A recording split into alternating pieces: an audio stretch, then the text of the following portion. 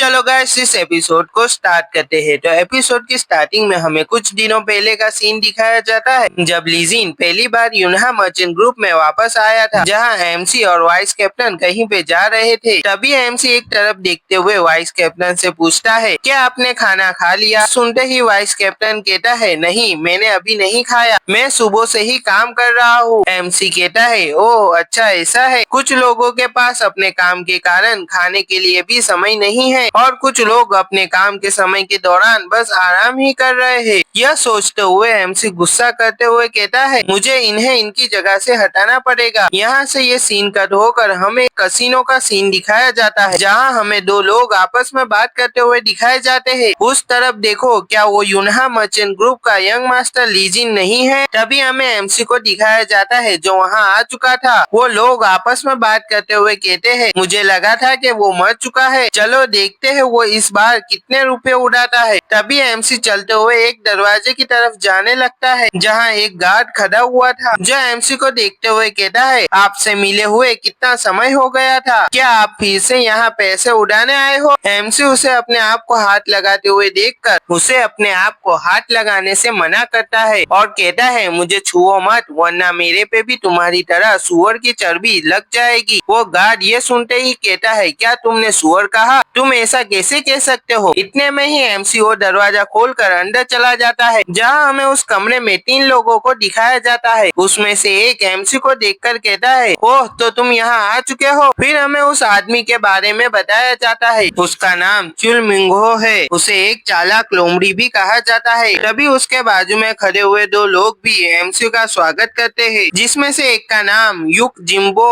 और दूसरे का नाम युक मियांग था। चुल मिंगहो अपने साथियों पर चिल्लाते हुए कहता है, वो मेरा फ्रेंड है जो इतने दिनों तक बीमार था, अब वो हमें मिलने आया है, तो तुम उसे इतना भी नहीं पूछ सकते हो कि वो अभी कैसा है? तभी उसके साथी कहते हैं, इस बारे में हमें कोई खबर नहीं थी। चुल मिंगहो कहता है, वो मेरा फ्रेंड है, उसके बारे में तुम्हें इतनी खबर तो होनी ही चाहिए। एमसी अपने मन में सोचते हुए कहता है, क्या एक फ्रेंड? लीजिन और चुल मिंगहो बचपन से दोस्त रहे हैं, लेकिन वो सिर्फ लीजिन की तरफ से था। चुल मिंगहो तो लीजिन के साथ सिर्फ उसके पैसे के लिए था। चुल मिंगहो एमसी से कहता है, तो चलो तुम इतने समय बाद यहाँ आए हो तो अब हम पार्टी करते हैं। चुल मिंगहो अपने मन में सोचते हुए कहता है, अच्छा हुआ ये वापस आ गया, नहीं तो मैं पैसे किसके पास से लूटता। तभी वो एमसी की तरफ देखते हुए कहता है, इतने टाइम से सिर्फ मैं ही बोल रहा हूँ, तुम तो कुछ बोलो। एमसी कहता है, मैं सोच रहा था कि इतना कहते ही एमसी अपने मन में सोचता है, क्या मुझे इसे मार देना चाहिए? मुझे इसकी कोई जरूरत नहीं है, मुझे सिर्फ वो दोनों भाइयों की जरूरत है जो इसके पीछे खड़े हुए हैं। वो दोनों इसके साथ रहते हुए एक चोर बन चुके हैं, वो मेरे लिए इस चुलमुंगो से ज्यादा काम आएंगे। तभी चुलमुंगो अपने साथियों से कहता है, क्या इसने मैं बोला वो सुना नहीं है? तभी एमसी कहता है, पहले मुझे तिजोरी की चाबी दो। चुलमुंगो कहता है, क्या तिजोरी की चाबी? क्या तुम्हें पैसा चाहिए? तभी एमसी कहता है, तुम लोगों ने मुझे 1000 यांग को इस कसिनो में इन्वेस्ट करने के लिए फोर्स किया था, फिर तुम लोगों ने जो पैसे मेरे पास से लूटे थे और तुम लोगों ने जो मुझे मारा था उसका मेडिकल बिल को मिलाकर मुझे तुमसे 1 लाख यांग लेने हैं। यह सुनकर चुलमुंगो हंसते हुए अपने साथियों से कहता है, क्या तुम लोगों ने वो सुना? इतना कहते ही चुलमुंगो खड़े होकर पीछे इशारा करते हुए कहता है, क्या तुम्हें लगता है कि इस तिजोरी में सिर्फ 1 लाख यांग है? इसमें कई सोने और चांदी के आभूषण भी है। तभी वो एमसी के पास आते हुए कहता है, लेकिन इसमें से तुम्हारे लिए कुछ भी नहीं है, अगर तुम्हें पैसे की जरूरत है तो मैं तुम्हें उधार दे देता हूँ, लेकिन तिजोरी की चाबी मांगना इसका क्या मतलब है? और तुम मुझे अनदेखा क्यों कर रहे हो? तुम्हें पता नहीं है कि मैं चुलमुंगो हूँ? इतना कहते ही वो एमसी के फेस पे मारते हुए कहता है, क्या तुम्हारे साथ कुछ गलत हुआ है या फिर तुम्हें मरने की इच्छा हो रही है? तभी वो पीछे पलटते हुए अपने साथियों से कहता है, इसकी थोड़ी पिटाई कर दो, शायद इससे इसकी अकल ठिकाने आ जाए। यह सुनकर उसके साथी एमसी को पकड़कर ले जाने लगते हैं। तभी एमसी कहता है, ये सही है, मैंने तो इससे शांति से निपटने का सोचा था। यह कहकर एमसी अपने पास खड़े गार्ड के फेस पर अटैक करते हुए पीछे फेंक देता है। यह देखकर चुलमुंगो का दूसरा गार्ड हमला करने के लिए एमसी की तरफ आता है। एमसी उसके अटैक से बचते हुए उसके पैर पर एक किक मारता है, जिससे उसके पैर की हड्डी टूट जाती है और वो नीचे गिर जाता है। फिर एमसी उन गार्ड की तरफ देखते हुए कहता है, मैंने ये सोचा नहीं था कि ये दोनों वापस खड़े हो जाएंगे। उन दोनों की कलाई और पैर की हड्डी टूट चुकी है, फिर भी इनकी आंखों में दर्द दिखाई नहीं दे रहा है। यह एक असली सौदा होने वाला है। इतने में ही वो दोनों गार्ड एमसी की तरफ हमला करने के लिए आ जाते हैं। एमसी वहाँ से गायब हो जाता है। यह देखकर वो दोनों शॉक होते हुए कहते हैं वो कहाँ गया। तभी एमसी उनके पीछे आते हुए उनके सर को पकड़कर आपस में ही भिड़ाते हुए कहता है अब ये खत्म हुआ। तभी वो चिलमिंगो की तरफ देखते हुए कहता है अब सिर्फ तुम बचे हो। यह देखकर चिलमिंगो शॉक होते हुए कहता है ये क्या हुआ। तभी एमसी ताली बजाते हुए कहता है अब तुम क्या करोगे मेरे प्यारे दोस्त चिलमिंगो। यहीं पे ये एपिसोड खत्म हो जाता है।